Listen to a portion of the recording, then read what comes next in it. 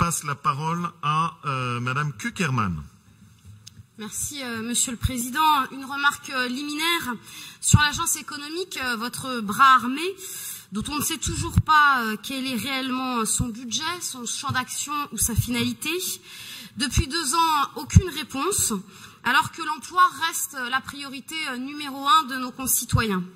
Vous devez leur rendre des comptes par l'intermédiaire de cette Assemblée, parce qu'il s'agit bien là d'argent public et de répondre aux préoccupations. Depuis 2 ans, vous avez essoré les agents de la collectivité. 800, c'est l'estimation du nombre de départs, tous services confondus, sièges et lycées. Votre gestion est donc un vrai désastre pour l'emploi public. Que dire de la fuite des cerveaux? Je n'ose vous parler des collectivités qui se targuent d'avoir pu embaucher leurs meilleurs éléments parmi les fonctionnaires issus de notre administration. Ils quittent la région parce qu'ils sont dégoûtés du non-sens de la logique qui a été instituée, parce qu'ils sont placardisés pour des soupçons de sympathie politique. Ces choses dites, je voudrais parler de la philosophie générale de votre politique.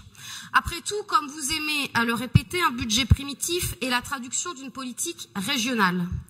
Voilà donc 2 ans que vous dirigez cette région. Finissons-en donc avec les coups d'éclat. Aujourd'hui, seul les faits comptent, seule votre pratique compte. Sachez que si je respecte la légitimité de votre fonction, de la même manière que j'ai toujours respecté les choix politiques locaux, votre fonction ne peut tout justifier. Il y a quelques jours, vous m'avez répondu, suite à ma réaction sur vos propos qui qualifiaient 2 villes de notre région de territoire perdu de la République.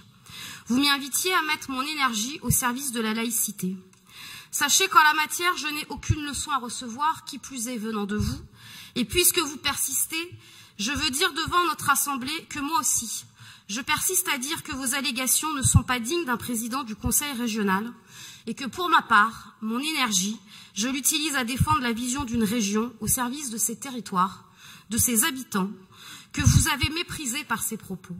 Votre campagne électorale ne peut tout justifier. Vous avez abîmé votre fonction, mais vous avez abîmé notre collectivité. Je veux aujourd'hui donc très solennellement vous rappeler à la République, je veux vous rappeler que nous sommes dans un état de droit qui garantit les libertés locales dont vous nous avez beaucoup parlé. Dans notre territoire, c'est désormais le caporalisme qui tient lieu de politique d'aménagement. Vous avez installé dans les collectivités locales un climat de peur. Vous avez soumis les pratiques des élus locaux au bon vouloir d'un cabinet qualifié par la presse de cabinet noir et d'élus référents aux contours flous qui sont ces fameux conseillers régionaux qui, à l'instar de ce qu'entend proposer le gouvernement aux collectivités, passent un contrat autoritaire et n'hésitent pas parfois à orienter les choix politiques localement majoritaires. Leur arme, ou plutôt la vôtre, ce sont les distributions de subventions qui, sous couvert de simplification, sont dictées par la carte électorale.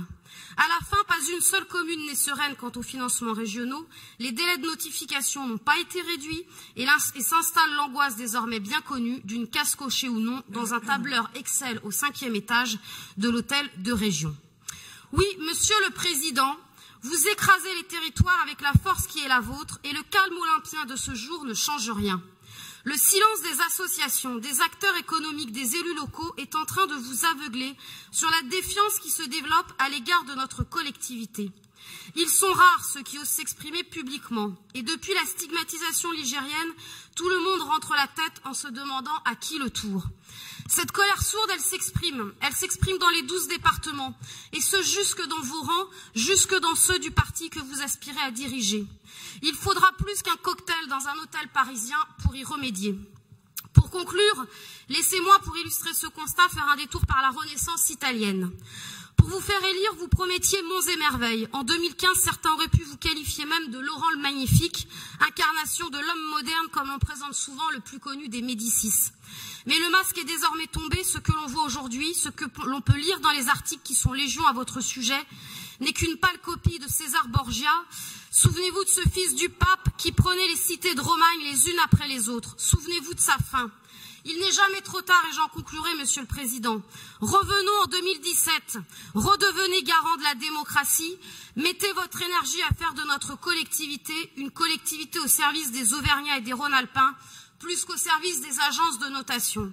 Oui, nous avons déposé de nombreux amendements budgétaires. Ils nous permettront de revenir point par point sur un contre-budget et faire la démonstration qu'il peut y avoir des budgets au service exclusif des territoires et des habitants de notre région, au-delà des dogmatismes entre fonctionnement et investissement que nous entendons depuis ce matin.